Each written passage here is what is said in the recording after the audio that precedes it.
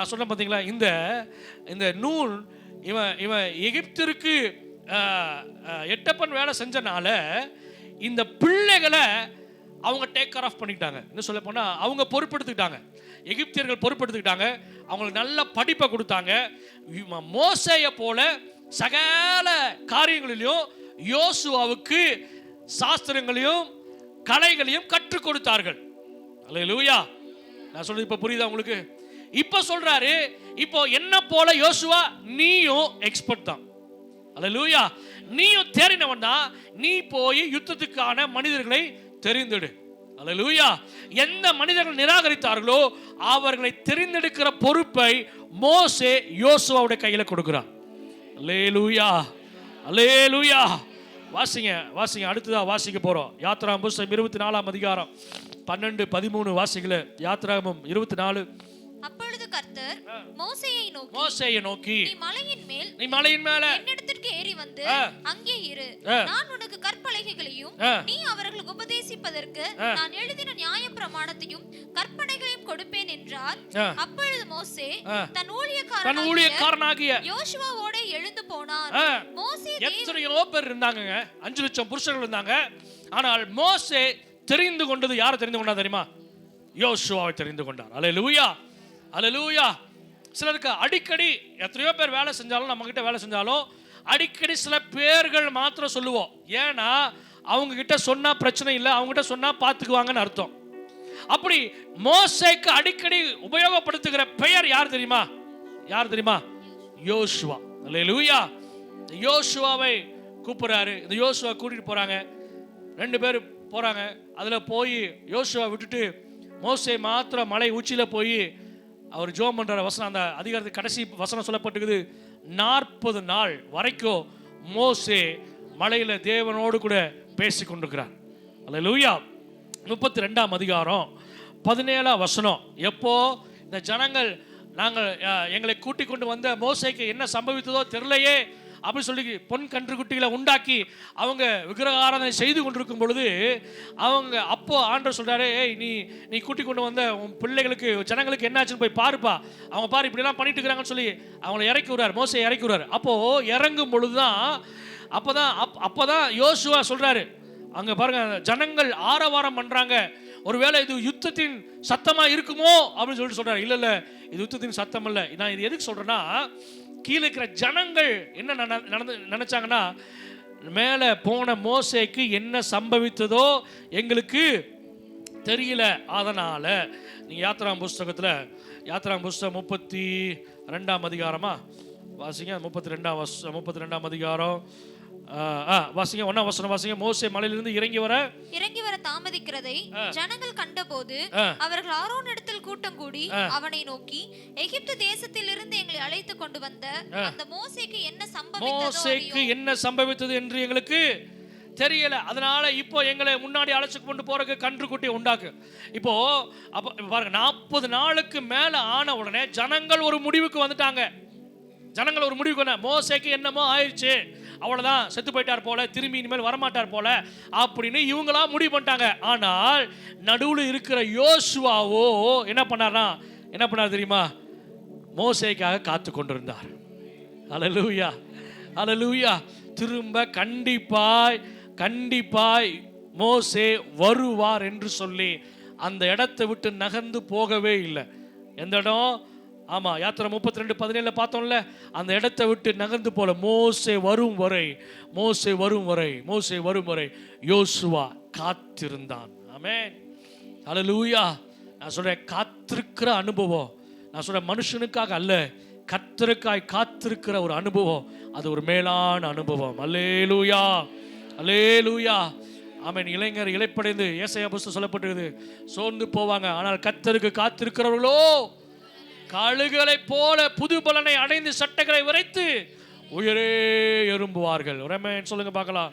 அல்லேலூயா, ஆமென். யாத்ராகமம் புஸ்தகம் 33ஆம் அதிகாரம் 11ஆம் வசனம் சொல்லப்பட்டிருக்கு. யாத்ராகமம் 33:11 வாசிங்களா. ஒருவன் தன் சிநேகிதனோடு பேசுவது போல கர்த்தர் மோசேயோடு பேசினார்.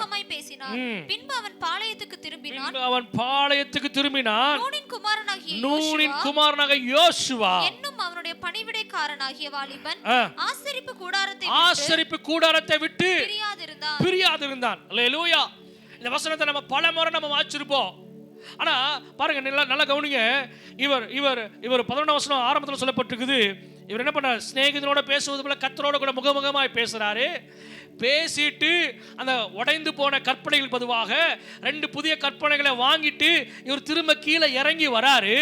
கீழே இறங்கி வரும் பொழுது இன்னும் சொல்லப்போனா அந்த ஆசாரிப்பு கூட வர இப்ப போகும்போது யோசுவா கூட கூட்டிட்டு போகல. கவனிக்கிறீங்களா? யோசுவா கூட கூட்டிட்டு போகல. இப்ப இவர் மாத்திரம் தனியா போறாரு. இப்ப திரும்பி வர்ற வரைக்கும், பாளையத்துக்கு வர்ற வரைக்கும், ஆசரிப்பு கூடத்துக்கு வர்ற வரைக்கும் யோசுவா ஆசரிப்பு கூடத்தை விட்டு பிரியாதிருந்தான். அல்லேலூயா. அங்க முன்ன என்ன எக்ஸ்பீரியன்ஸ் வந்தது? அந்த கற்பனைகளை பெற்றுக்கொள்வதற்காக மோசே மேல போனதுக்கு அப்புறம் ஜனங்களுக்கும் மோசேக்கும் நடுவுல யோசுவா நின்றது போல எல்லாரும் அவங்கவுங்க வேலை செஞ்சுட்டு இருக்கிறாங்க. யோசுவா மாத்திரம் ஆசரிப்பு கூடத்தை விட்டு பிரியாதிருந்தான். எப்ப வரைக்கும் தெரியுமா? மோசே வர்ற வரைக்குங்க. அல்லேலூயா.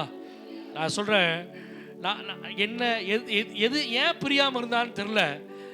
ஒருவேளை யோசுவாட்ட கேட்டா தெரியும்.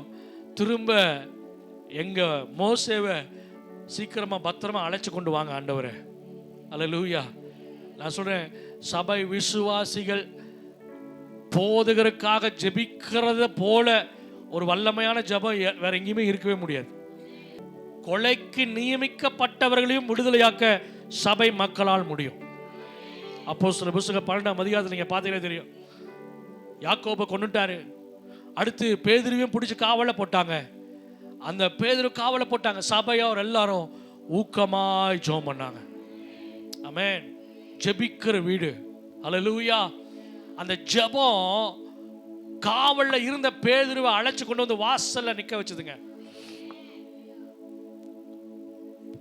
பேதுருவை வெளியில கொண்டு வந்து விட்டோன்னு, தெருவில் விட்டோன்னு பேதுரு தப்பு சொண்டா பழச்சனாண்ட எங்கேயோ ஓடி ஒளியில. அவருக்கு நல்லா தெரியும் இந்த வீட்டில் ஜெபம் நடக்குங்கிறது தெரியும். அல்லேலூயா. நடு ராத்திரியில பேதுரு ஒரு வீட்டுக்கு போகிறார்னா அந்த வீடு ஜெபிக்கிற வீடு என்பது பேதுருவுக்கு தெரிந்தது. அல்லேலூயா. ஒன்று சொல்றேன் பாருங்க. எந்த விசுவாசிகள் சபை ஊழியருக்காக போதற்காக ஜெபம் பண்றாங்களோ அந்த ஊழியரை கர்த்தர் பயன்படுத்துவார். அதுல எந்த மாற்று கருத்து கிடையவே கிடையாது. அல்லேலூயா. நான் சொல்றேன், கிருபைகளை பெற்றுக்கொள்ளுங்க, ஜெபம் பண்ணுங்க. 2 பேர் கூடுறீங்களா, ஜெபம் பண்ணுங்க. 3 பேர் கூடுறீங்களா, ஜெபம் பண்ணுங்க. 4 பேர் கூடுறீங்களா, ஜெபம் பண்ணுங்க. எல்லாத்துக்கும் பைபிள் வசனம் இருக்குது. ஒருவரா இருந்தாலும் ஜெபம் பண்ணுங்க. 2 பேரா இருந்தா 3 பேர், 4 பேர், 5 பேர், 6 பேர், 7 பேர் ஜெபம் பண்ணுங்க. எங்க பார்த்தாலும் எப்ப பார்த்தாலும் கூடி ஜெபம் பண்ணுங்க. கூடி குறை பேசுறதா இல்ல, கிரிட்டிசைஸ் பண்றதா இல்ல, அவனை பத்தி இவனை பத்தி அங்க இவனை எதை பத்தி பேச வேண்டாம். நீங்க கூடி ஜெபம் பண்ணி பாருங்களேன். ஊக்கமா ஜெபம் பண்ணாங்க. இயேசு கிறிஸ்து கெத்செமனேல ஊக்கமா ஜெபம் பண்ணாரு. அதே போல அடுத்த வார்த்தை எங்க தெரியுமா பார்க்கிறோம்? அப்போஸ்தலர் 12ல பார்க்கிறோம். சபையார்கள் ஊக்கமா ஜெபம் பண்ணாங்க. அல்லேலூயா. பதில கொண்டு வந்து கதவுல வந்து நிக்க வச்சார் ஆண்டவர். அந்த இடம் முழுவதுமாய் பாருங்க. அப்பவே 4 அடுக்கு பாதுகாப்பு. என்னங்க 4 அடுக்கு பாதுகாப்பு? யாருக்கு? பேதுருவுக்கு. 12ஆம் அதிகாரத்துல போட்டிருக்கு பாருங்க. எத்தனாம் வசனம் வாசிங்க? 4ஆம் வசனம். அவனை பிடித்து சிறைச்சாலை வைத்து பஸ்கா பண்டிகைக்கு பின்பு ஜனங்களுக்கு முன்பாக அவனை வெளியே கொண்டு வரலாம் என்று எண்ணி அவனை காக்கும்படி வகுப்புக்கு 4 போர் சேவகராக ஏற்படுத்தி 4 வகுப்புகளின் வசமாக ஒப்புவித்தான். அப்படிதான் வச்சிருந்தாங்க. அப்படியே பேதுரு சிறைச்சாலை காக்கப்பட்டு இருக்கையில் எல்லாம் தெரிஞ்சிருந்தோம் நம்ம ஜனங்கள் என்ன பண்ணாங்க தெரியுமா? ஜெபம் பண்ணாங்க. அல்லேலூயா. அல்லேலூயா. பேதுருவை கொண்டு வாங்க ஆண்டவரே. கொல்ல போறான்னு தெரியும், ஆனாலும் நாங்க ஜெபம் பண்றோம். பேதுருவை கொண்டு வாங்க ஆண்டவரே. ஏற்கனவே யாக்கோபை கொன்னுட்டாங்க. இப்போ என்ன பண்ண போறாங்க தெரியல, இருந்தாலும் நாங்க ஜெபம் பண்றோம். பேதுருவை கொண்டு வாங்க ஆண்டவரே. எப்பா சிஸ்டர் நீங்க ஜெபம் பண்ணுங்க. அந்த சிஸ்டருக்கு ஒண்ணுமே அப்பா ஏசப்பா பேதுருவை கொண்டு வாங்க. இயேசு நாமத்தில் பிதாவே ஆமென். அடுத்து நீங்க ஜெபம் பண்ணுங்க. ஏசப்பா பேதுருவை கொண்டு வாங்க. அல்லேலூயா. அல்லேலூயா. அந்த ஜெபம் ஜெபம் ஜெபம் பதிலை பெறக்கூடியதாக இருந்துச்சு. அல்லேலூயா. நான் இதை அடிக்கடி அதிகமாக நான் மெடிடேட் பண்ணுவேன். ஒரு நடு ராத்திரியில் ஊழியர் ஒரு வீட்டுக்கு போறாருன்னா அவருக்கு தெரியும் இந்த வீடு ஜெபித்து கொண்டிருக்கிற வீடு. அல்லேலூயா. இந்த வீடு தேவனுடைய பாதைப்படி பிடிச்சிருக்கிற வீடு, தேவனை அசைக்கக்கூடிய வீடு. அல்லேலூயா. அவர் அறிஞ்சார் காரியம் மாறுதலா முடியுது. நீங்க அந்த 12ஆம் அதிகாரத்தில் இவங்க கூப்பிட்டது ஜெபிச்சது பேதுருடைய விடுதலைக்காக. ஆனால் கர்த்தர் சும்மா இல்லையே, பேதுருவே வெளியே கொண்டு வந்தாரு. அந்த அதிகாரத்துடைய கடைசியில வசனங்களை நீங்க பாருங்க. அவன் இதுக்கு காரணமா இருந்த அந்த ஏரோது 21ஆம் வசனம், குறித்த நாளில் ஏரோது ராஜ வஸ்திரம் தரித்து கொண்டு ஆமா உட்கார்ந்து பிரசங்கம் பண்ணா. வசனம் சொல்லப்பட்டிருக்குது 23ஆம் வசனம், கர்த்தருடைய தூதன் அவனை அடித்தான், அவன் புழுத்து இறந்து போனான்னு சொல்லப்பட்டிருக்கிறது. இதுக்கு காரணம் என்ன? இந்த 12ஆம் அதிகாரம் ஆரம்பிக்கும் போது எப்படி இருந்துச்சுன்னா, ஏரோது சபையில சிலரை துன்பப்படுத்தினான்னு ஆரம்பிக்கும் போது சபையில துன்பத்தோடு ஆரம்பிச்சான். யாரு காரணம் அப்படிங்கிற கர்த்தர் பார்த்தாரு. அல்லேலூயா.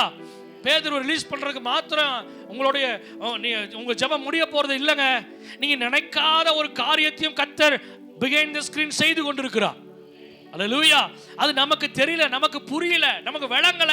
ஆனால் கர்த்தர் அதற்கான காரணங்களையும் கண்டுபிடிச்சு காலி பண்ணுவார். அல்லேலூயா. வசனம் சொல்லப்பட்டிருக்குது 24ஆம் வசனம், அவன் இறந்தான். 24ஆம் வசனம், தேவ வசனம் வளர்ந்து பெருகிற்று. அல்லேலூயா. சில பேருக்கு அப்புறம் தான் தேவ வசனம் வளர்ந்து பெருகும். ஒரு ஆமென் சொல்லுங்க பார்க்கலாம். அல்லேலூயா. தேவ வசனம் வளர்ந்து பெருகினது. இதுக்கு எல்லாவற்றுக்கும் காரணம் என்ன தெரியுமா? சபையார் ஊக்கமாய் ஜெபம் பண்ணாங்க. ஆமென். அல்லேலூயா. இந்த யோசுவா ஆசாரிப்பு கூடாரத்தை விட்டு பிரியாது இருந்தார். மோசே வர்ற வரைக்கும் என்ன சொல்லுவாங்க, வாலிப பையனுக்கு நிறைய என்டர்டைன்மெண்ட் இருக்கும், கிரிக்கெட் இருக்கும், ஃப்ரெண்ட்ஸோட ஜாலியா பேசிட்டு இருப்பாங்க. மாப்பிள்ளை மச்சான் வாடா இப்ப அனுபவிக்காம எப்ப அனுபவிக்கிறது எல்லாம் பேசுவாங்க சொல்லுவாங்க. ஆனா அது எல்லாத்தையும் விட்டுட்டு ஒரு வாலிப பையன் மாத்திரம் ஆசிரியப்பு கூடாரத்தை விட்டு பிரியாது இருக்கிறான். ஏய் வாடா சாப்பிட்டா வருவான். இல்ல மோசே வர்ற வரைக்கும் நான் அந்த இடத்த விட்டு போக மாட்டேன். என்னடா சொல்ற? ஆமா, ஒரு நாள் வந்தது, மோசே மேல ஜோமன் இருந்தார். இந்த மாதிரி தான் கற்பனையில வாங்கிட்டு இருக்கும்போது கீழே இவங்க பாவம் செஞ்சுட்டு இருந்தாங்க. இப்போ அதே மாதிரி நடந்துடக்கூடாதுன்னு சொல்லி நான் இப்போ ஜோம் பண்றேன். அல்லேலூயா. ஒன்னு மோசேக்காகவும், ரெண்டாவது ஜனங்களுக்காகவும். அவர் வர்ற வரைக்கும் நான் இந்த இடத்தை விட்டு விலக போவதில்லை. ஆமென். அல்லேலூயா. நீங்க ஒரு தீர்மானம் எடுக்கணும். ஆமென். வர்ற வரைக்கும், சில காரியங்களை பெரு வரைக்கும், சில காரியங்களை நான் பார்க்கிற வரைக்கும் விட்டு பிரிய மாட்டேன் ஆண்டவரே. அல்லேலூயா.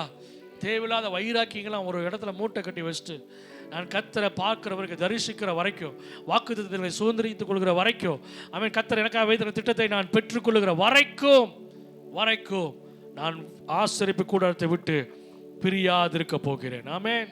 அடுத்து வாசிங்க உபாகமம் புஸ்தகம் 34ஆம் அதிகாரம் 9ஆம் வசனத்தை வாசிப்போம். 34:9. மோசே வாசிங்க. நூனின் குமாரனாகிய யோசுவாவின் மேல் தன் கைகளை வைத்தபடினாலே அவன் ஞானத்தின் ஆவியினாலே நிறையப்பட்டான். அல்லேலூயா. பரிசுத்த ஆவியின் அபிஷேகத்தினால அவன் நிரப்பப்பட்டான். ஆமென். அந்த நாட்கள்ல இப்படிதான் சொல்லப்பட்டுச்சு. இப்படிதான் ஆவியினால நிரப்பப்பட்டான். விசேஷித்த தானியேலை குறித்து சொல்லப்பட்டிருக்குது. விசேஷித்த ஆவி அவனுக்குள்ள இருக்குது. அப்படிதான் சொல்லப்படுது. பரிசுத்த ஆவியானவர் அவன் மேல் பலமா இறங்கின சிம்சோனை குறித்து சொல்லப்பட்டிருக்குது. 14ஆம் அதிகாரம் நியாயாதிபதிகள் புஸ்தகம் 15-16 நீங்க பார்க்கலாம். அப்போ விசேஷ நேரத்துல, தேவைப்படுகிற நேரத்துல ஆவியினாலே கர்த்தர் என்ன பண்ண, பரிசுத்த ஆவியினாலே நிரப்புகிறார். ஆனா இன்னைக்கு நமக்கு அப்படிலாம் கிடையாது. எப்போதும் பரிசுத்த ஆவியினாலே நம்மை நிரப்ப அவர் ஆயத்தமாவே தான் இருக்கிறார். அல்லேலூயா. ஆமா, நேற்று தினத்தில் நாங்கள் தியானிச்சோம், நேற்று தினத்தில் ஜெபம் பண்ணோம்.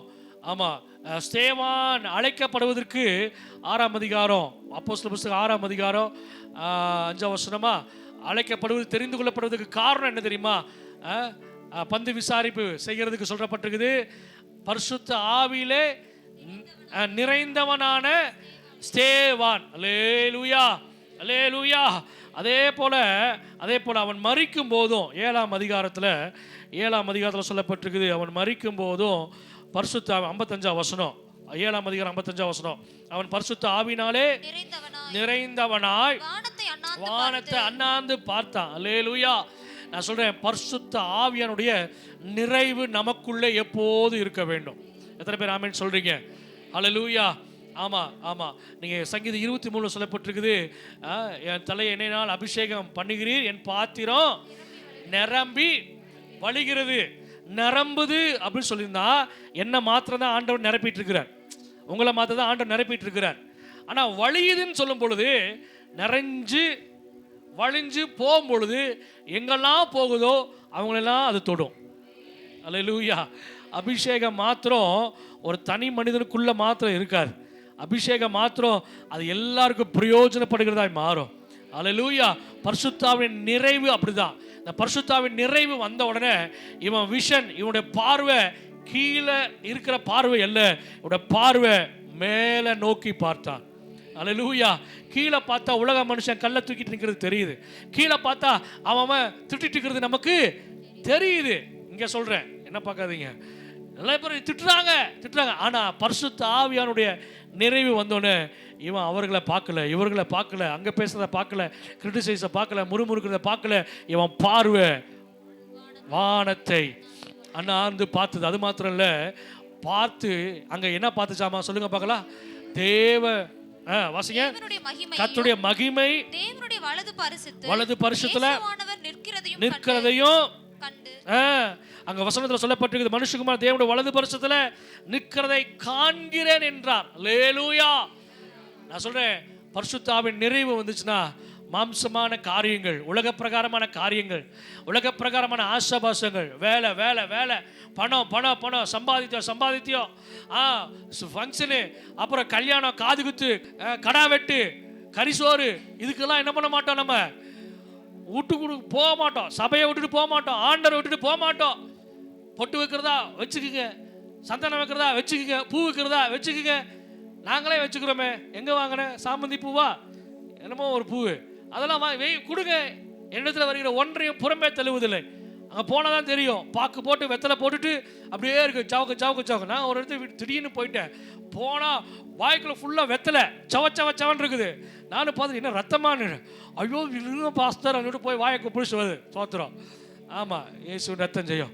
நான் எதை சொல்கிறேன்னா, மாயமாலமா சோத்திரம். நான் அதான் சொல்கிறேன், உண்மையாக என்ன எப்படி இருக்க முடியுமோ அப்படி இருங்க, நடிக்கலாம் வேண்டாம். சோத்திரம். கர்த்தர்கிட்ட மறைக்க முடியுமா? ஆமாம், முடியாது. நான் என்ன சொல்கிறேன், பரிசுத்த ஆவியின் நிறைவு எப்போது நமக்குள்ளே இருந்துச்சுன்னா, உலக பிரகாரமான காரியம், பணம், பேர், புகழ், ஆஸ்தி, அந்தஸ்து உங்களுக்கு பெருசாகவே தெரியாது. ஆமென். அல்லேலூயா. உங்களுக்கு அதை பெருசாக தெரியாது. நான் இன்னும் சம்பாதிக்கணும், இன்னும் பெரிய வீடு கட்டணும், இன்னும் நான் அப்படி இருக்கணும், ஆடி கார் வாங்கணும், என்னன்னே தெரியாது. சில காருக்கு ஸ்பெல்லிங் கூட தெரியாது. ஆனால் என்னது, நான் வாங்கணும், நான் அப்படி இருக்கணும், இப்படி இருக்கணும். நான் சொல்கிறேன், உலக பிரகாரமான ஆசைகளை, ஆசீர்வாதங்களை கேட்டீங்கன்னா, உங்களுக்கு உலக பிரகாரமான ஆசீர்வாதங்களை கொடுத்து இங்கேயே நீ வச்சு அதை பார்த்து பத்திரமா இருந்துக்கோப்பா அப்படின்னு சொல்லிட்டு டாட்டா காமிச்சு கர்த்தர் போயிடுவார். அல்லேலூயா. என்னப்பா ஆசைப்பட்ட, நீ எப்போ ஜெபத்தில் கேட்டாலும் என்ன கேட்ட, ஆண்டவரே எனக்கு இப்படி வேணும் ஆண்டவரே, அப்படி வேணும் ஆண்டவரே, இது வேணும் ஆண்டவரே, அது வேணும் ஆண்டவரே, இதுதானே கேட்ட, இந்த வச்சுக்கோ, இது எல்லாத்தையும் நீயே வச்சுக்கோ. ஆனால் பரலோகம் உனக்கு கிடைக்காது. அல்லேலூயா. ஏன் ஆண்டவரே பரலோகம் கிடைக்காது? ஏன்னா நீ என்ன கேட்ட, உலக பிரகாரமான ஆசீர்வாதங்களை தானே கேட்டப்பா. அல்லேலூயா. ஆமா, லோத்தின் மனைவியை நினைத்துக் கொள்ளுங்கள், புதிய ஏற்பாட்டில் சொல்லப்பட்டிருக்குது. லோத்தின் மனைவியை ஏன் நினைச்சுக்கணும், ஏன் நினைச்சு பின்னிட்டு பார்த்தா, சேர்த்து வச்ச பணமெல்லாம் போதே, நகையெல்லாம் போச்சே, ஆடுமானெல்லாம் போச்சே அப்படின்னு பின்னாடி திரும்பி பார்த்தா, பொருட்கள் மேல. அல்லேலூயா. இன்னைக்கு உங்களுக்கு இப்போ ஞாபகம் வருது, பீரோ பூட்டணுமா இல்லையா? நேற்று சம்பள பணத்தை வாங்கி கவரில் வச்சுட்டு வந்தோமே, டேபிளையே வச்சுட்டு வந்தோமா, பீரோக்குள்ள வச்சுட்டு வந்தோமா, பர்ஸை காணாமே, இவங்க எடுத்துருப்பாங்களா? நான் சொல்றேன், எங்க பொருட்கள் இருக்குதோ அங்கதான் நம்ம கவனம் இருக்கும். அல்லேலூயா. இந்த பொருட்களை வெறுக்க, பணத்தை வெறுக்க கர்த்தர் நமக்கு கிருபை தருவாராக. எப்போ இந்த இந்த கிருபை வரும் தெரியுமா? பரிசுத்த ஆவியானுடைய நிறைவு. அதனால சொல்ற பரிசுத்த ஆவியான நிறைங்கன்னு சொல்றது. பரிசுத்த ஆவியான நிறைவு எங்க தான் வரும் தெரியுமா? சபைக்கு வந்தாதான் சில பேருக்கு வரும். வீட்டில் இருக்கிறப்ப தான் வரவே வராது. அந்நிய பாஷையா எங்கே விற்கிறாங்க, வீட்டில் இருக்கும்போது கேட்பாங்க. ஆனால் சர்ச்சுக்கு வரும்போது தான் ஞாயிற்றுக்கிழமை ஏதாவது, அதுக்கு தான் ஆராதனைக்கு வாங்கன்னு சொல்கிறது. கம்பெனிக்கு ஸ்கூலுக்கு 9 மணி ஸ்கூலுக்கு 9:30 அனுப்பிச்சி விடுவீங்களா பிள்ளைய? ஏன் ஏன் கம்பெனி என்னாச்சு? கம்பெனிக்கு அப்பா 9 மணி ஆஃபீஸுக்கு 8:55 போய் உள்ளே போய் உட்காந்துட்டார். சில பேர் 8:30 இங்கே 8 மணிக்கு, ஏன் 5 மணிக்கே எந்திரிச்சு ரெடி ஆகிறது. சோத்திரம். சபைக்கு வரும் பொழுது பயபக்தியோடு வரணும். ராமன் சொல்லுங்க பார்க்கலாம். நமக்குள்ள அது வரணும். கர்த்தர் பார்க்கிறார் நம்ம என்ன எப்படி முக்கியத்துவம் கொடுக்கிற. கர்த்தர் பார்க்கிறார். ஒரு கல்யாணத்துக்கு அப்படியே போறோம், கர்த்தர் பார்க்கிறாரு. சபைக்கு வரும்போது எப்படி வரோங்கிற கர்த்தர் பார்க்கிறார். நான் சொல்றது எத்தனை பேருக்கு புரியுதுன்னு தெரியல.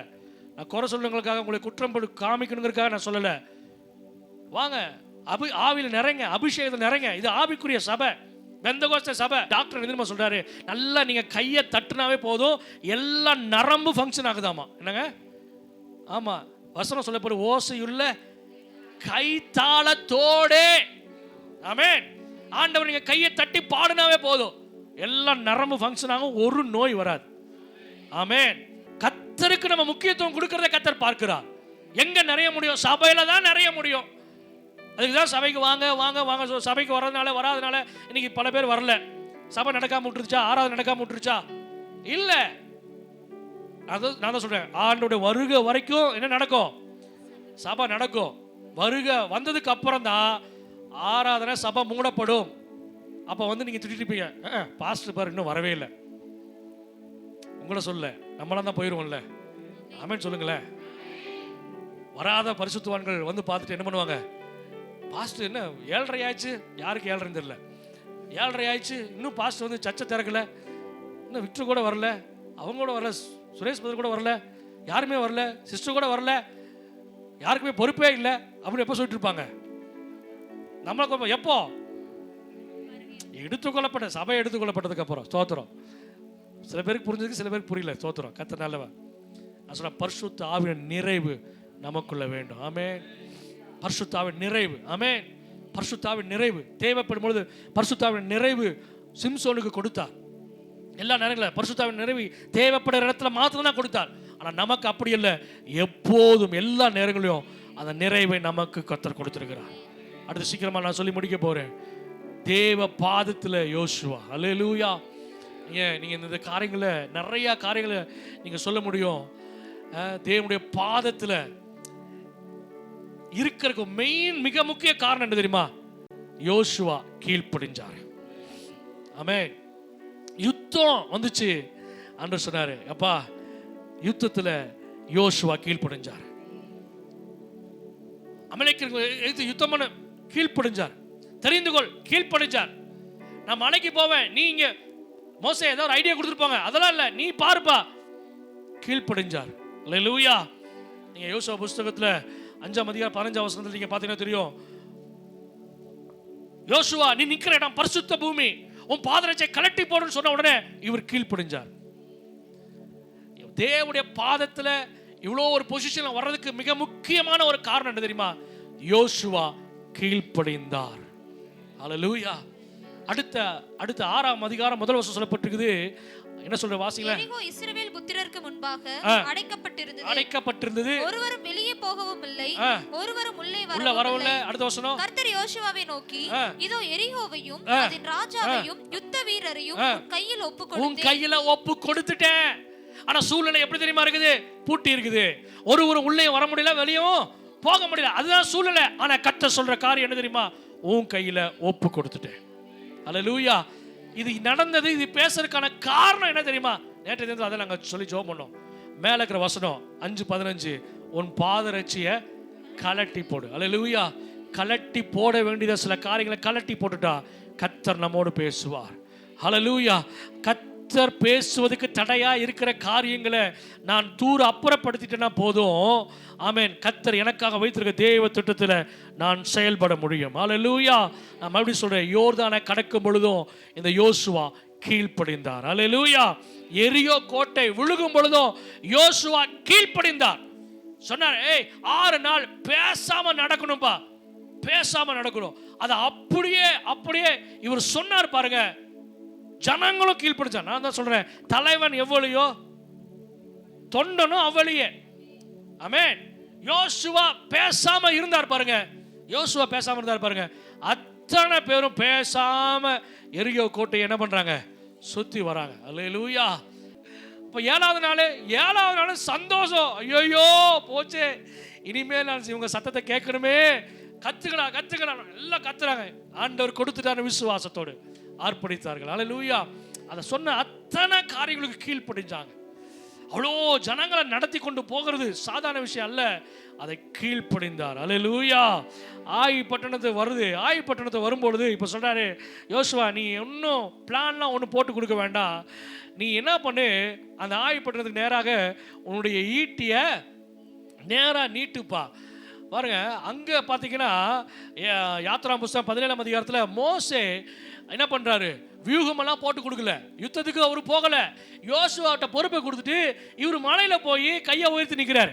இப்போ அடுத்த லீடர்ஷிப் வரும்பொழுது நீ யுத்த காலத்தில் நிற்காதப்பா, நீ போய் ஆயி பட்டணத்துக்கு நேராக மாத்திரம் கையை நீட்டு. அல்லேலூயா.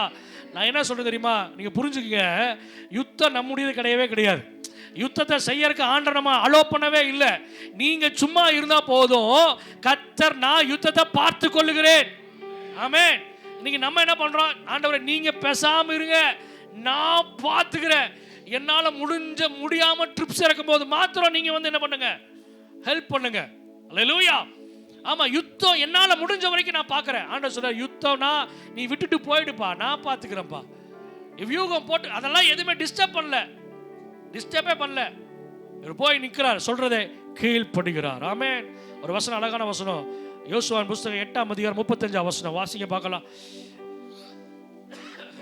மோசே கட்டளையிட்ட எல்லாவற்றையும் யோசுவா இஸ்ரவேலின் முழு சபைக்கும் ஸ்திரீகளுக்கும் பிள்ளைகளுக்கும் அவர்களுக்குள் நடமாடி சஞ்சரித்த அந்நியர்களுக்கு முன்பாக ஒரு வார்த்தை விடாம வாசித்தான். மோசே தனக்கு என்னென்ன கட்டளை கொடுத்தாரோ, என்னென்ன நியமங்கள் கொடுத்தாரோ, என்னென்ன எப்படி செய்யணும்னு சொன்னாரோ, அதை எல்லாவற்றையும் ஜனங்கள் கேட்க திரும்ப வாசிச்சான். அது மாத்திரம் அல்ல, வாசிங்க யோசுவா புஸ்தகம் 11ஆம் அதிகாரம் 15ஆம் வசனம். யோசுவா 11:15 வாசிங்க பார்க்கலாம். தமது தாசனாகிய மோசேக்கு எப்படி கட்டளையிட்டு இருந்தாரோ அப்படியே மோசே யோசுவாவுக்கு கட்டளையிட்டு இருந்தார். அப்படியே பாருங்க, ஒரு நிமிஷம், நீங்க அந்த மோசேக்கு கர்த்தர் கட்டளையிட்டு இருந்தார். அந்த வசனம் அப்படிதான் போட்டுருக்கு, மோசேக்கு கட்டளையிட்டு இருந்தார். இப்போ அந்த கட்டளைகளை மோசே யோசுவாவுக்கு கட்டளையிட்டுகிறார். புரியுதா உங்களுக்கு? இப்ப மோசே இல்ல, கட்டளை மாத்திரம் தான் இருக்குது யோசுவா கிட்ட. அடுத்து வாசிங்களே. அப்படியே யோசுவா அதை செய்தான். அப்புறம் அவன் கர்த்தர் மோசேக்கு கட்டளையிட்டதை ஒன்றும் செய்யாமல் விடவில்லை. ராமன் சொல்லுங்க பார்க்கலாம். அல்லேலூயா. என்னெல்லாம் மோசேக்கு கொடுத்தாரோ, மோசே இதெல்லாம் செய்ய சொல்லி யோசுவாவிட்ட கொடுத்தாரோ, அதை எல்லாவற்றையும் யோசுவா செய்து முடித்தான். ஆமென். சும்மா ஒரு உயர்வு வரல, சும்மா ஒரு லீடர்ஷிப் கிடைக்கல, சும்மா ஒரு பொறுப்பை கர்த்தர் கொடுக்கல, அவன் செய்வான் என்று கர்த்தர் நம்பினார். அல்லேலூயா. ஆமென். எனக்கு ஒரு பிடிச்ச ஒரு வசனம் இருக்குது, ஆதியாம் புஸ்தகம் 17ஆம் அதிகாரத்தில் ஒரு வசனம், அருமையான ஒரு வசனம். 17ஆம் அதிகாரம் 18ஆம் அதிகாரம் நினைக்கிறேன். ஆபிரகாமை குறித்து ஆண்டவர் சொல்றாரு பாருங்க, வாசிங்க 19ஆம் வசனம். கர்த்தர் ஆபிரகாமுக்கு சொன்னதை நிறைவேற்றும்படியாய் அவன் தன் பிள்ளைகளுக்கும் தனக்கு பின்வரும் தன் வீட்டாருக்கும் நீங்கள் நீதியையும் நியாயத்தையும் செய்து கர்த்தருடைய வழியை காத்து நடவுங்கள் என்று கட்டளையிடுவான் என்று அறிந்திருக்கிறேன் என்றார். அப்போ ஆபிரகாமுக்கு பிள்ளை இருந்துச்சா? என்னங்க, பிள்ளை இருந்துச்சா? இல்ல. ஆனால் ஆண்டவர் என்ன சொல்றாரு தெரியுமா? என்ன சொல்றாரு? ஏங்க அந்த வசனம் வாசிங்களே. அவன் தன் பிள்ளைகளுக்கும் பிள்ளையே இல்லையே, ஆனா ஆண்டவர் சொல்றாரு, அவன் தன் பிள்ளைகளுக்கும் தனக்கு பின்வரும் தன் வீட்டாருக்கும் நீங்கள் செய்து காத்து நடவுங்கள் என்று சொல்லுவான் என்று நான் அறிந்திருக்கிறேன். ஒரு ஆமென் சொல்லுங்க பார்க்கலாம். அல்லேலூயா. கர்த்தர் அறிந்திருக்கிறார். இவன் செய்வான்ப்பா, இவன்ட்ட ஒரு பொறுப்பு கொடுத்தா இவன் செய்வான் அப்படிங்கிறது ஆண்டவர் அறிந்திருக்கிறார். நம்மளை பார்த்து அப்படி சொல்ல முடியுமா? ஒரு பொறுப்பு, ஒரு வேலை கொடுத்து அதை செஞ்சிருக்கிறோமா? வீட்டில் கணவர் சொல்லி செய்ய மாட்டோம், மனைவி சொல்லி செய்ய மாட்டோம், ஓனர் சொல்லியே செய்ய மாட்டோம். எங்களுக்கு என்ன பொறுப்பு? சபையில் ரெண்டு பொறுப்பு தான் இருக்குது. ஒன்று ஜெபிக்கிற பொறுப்பு, இன்னொன்று சுவிசேஷ ஊழியம் செய்கிற பொறுப்பு. இந்த ரெண்டு பொறுப்புலையும் இல்லாத பரிசுத்தவான்கள் வேண்டாம். அல்லேலூயா. சபைக்காக, விசுவாசிகளுக்காக, ஜனங்களுக்காக ஜெபிக்கிற பொறுப்பு. இப்ப நினைக்கலாம், ஓ இது ஈஸி போல. ரெண்டாவது சுவிசேஷ ஊழியம் செய்கிற பொறுப்பு. அல்லேலூயா. இந்த ரெண்டு பொறுப்புல ஏதோ ஒரு பொறுப்புல இருந்தே ஆகணும். ஜெபிக்கிறவங்க, ஊழியம் செய்கிறவங்க, ரெண்டு பொறுப்பு. சபையில் ரெண்டு பொறுப்பு, ரெண்டு பேருக்கு தான் வாய்ப்பு. கர்த்தர் உங்களை ஆசீர்வதிப்பாராக. அல்லேலூயா, அல்லேலூயா, ஆமென். ஒரே ஒரு காரியத்தை சொல்லி முடிக்க போறோம். யோசுவா புஸ்தகம் 12ஆம் அதிகாரம் 24ஆம் வசனம் சொல்லப்பட்டிருக்குது. 31 ராஜாக்களை மேற்கொள்றான். 31 ராஜாக்களை மேற்கொள்வதற்கும் கர்த்தர் சொன்ன நியமங்கள் திட்டங்கள் படியாக தான் கர்த்தர் மேற்கொண்டு அவர்களுக்கு தேசத்தை பங்கிடுகிறார். ஆமென். அல்லேலூயா, அல்லேலூயா. அதே போல 1ஆம் தேதி சொன்னபடியாக 1ஆம் வசனம், யோசுவா புஸ்தகம் 1ஆம் அதிகாரம் 1ஆம் வசனம் அங்க சொல்லப்பட்டிருக்குது. மோசேயின் வாசிக்க பார்க்கலாம். யோசுவா புஸ்தகம். கர்த்தருடைய தாசனாகிய மோசே மரித்த பின்பு கர்த்தர் மோசேயின் ஊழியக்காரனாகிய நூனின் குமாரனாகிய யோசுவா 24ஆம் அதிகாரம் 29ஆம் வசனத்துல எப்படி ஆண்டவர் முடிக்கிறார் பாருங்க. வாசிங்க. இந்த காரியங்கள் நடந்த பின்பு நூனின் குமாரனாகிய யோசுவா என்னும் கர்த்தருடைய ஊழியக்காரன் 110 வயதுள்ளவனாய் மரித்தான் என்று போட்டிருக்கு. அல்லேலூயா, அல்லேலூயா. ஆரம்பிக்கும் பொழுது ஒரு மனுஷனுடைய ஊழியக்காரனாய் ஆரம்பிக்கப்பட்ட யோசுவா, ஆனால் முடிக்கும் பொழுது அவன் மனுஷனுக்கு அல்ல, தேவனுக்கென்று ஊழியம் செய்கிற ஊழியக்காரன். அல்லேலூயா, தேவனுடைய ஊழியக்காரன். அந்த சர்டிபிகேட்டை பெற்றுதான் இந்த யோசுவா மரித்தார். ஆமென். அந்த அந்த அந்த வாக்குத்தத்தங்களை பெற்றவன். இன்றைக்கு கர்த்தர் நமக்கு வாக்குத்தத்தை கொடுத்துருக்கிறார். ஏன் தெரியுமா? சில காரியங்களை நான் உணர்கிறேன், ஆவில உணர்கிறேன். சில காரியங்கள் மூலமா நம்ம திடனட்டு போயிருக்கிறோம், நம்ம பலன் இல்லாமல் இருக்கிறோம். ஆண்டவர் சொல்லியிருக்கிறார், யோசுவாவுக்கு கொடுத்த அதே வாக்குத்தத்தங்கள், யோசுவா கொடுத்த அதே நம்பிக்கை உங்களுக்கு நான் தரேன். பலங்கொண்டு திடமனதாயிரு, திகையாதே, கலங்காதே. நீ போகும் இடமெல்லாம் உன் தேவனாய கர்த்தர் உன்னோடு கூட இருக்கிறார். அப்படியே கண்களை மூடி ஆண்டவர் நோக்கி பார்க்க போகிறோம். எல்லாரும் கண்களை மூடி. ஹல்லேலூயா, ஹல்லேலூயா, ஹல்லேலூயா. கர்த்தர் நம்மோடு கூட இருக்கிறார். ஆமென். நமக்கு முன்பாக போகிறவர். ஆமென். மோசே சொல்ற, ஆண்டவரே உடைய சமூகம் மாத்திரம் எனக்கு முன்பாக போகலன்னா நாங்கள் இந்த இடத்தை விட்டு நாங்கள் போகல. ஆண்டவரே ஆமென். எங்களுக்கு முன் செல்லுகிற தெய்வமாக, எங்களோடு கூட நடக்கிற தெய்வமாக ஆண்டவரே எங்களுக்கு நீர் காணப்படும்படியாக நாங்கள் ஜெபிக்கிறோம். ஆண்டவரே ஹல்லேலூயா, ஹல்லேலூயா. நான் திரும்ப அந்த வார்த்தைகளை சொல்லுகிறேன். தேவனுடைய பார்வையில் யோசுவா, தேவனுடைய மனுஷனாகிய மோசேயின் பாதையில் யோசுவா, தேவ திட்டத்தில் ஆமென், தேவனுடைய பாதத்தில் யோசுவா அர்ப்பணித்தான். கர்த்தர் அவனை எடுத்து பயன்படுத்தினார். தேவ பாத பிடியிலே நான் காத்திருக்கிறவனாக, தேவனுடைய பாதத்தையே நான் பிடித்து கொண்டிருக்கிறவனாக. ஓ ஹல்லேலூயா. அந்த ஒரு வாய்ப்பு, சமயம் மாத்திரம் எனக்கு போது ஆண்டவரே.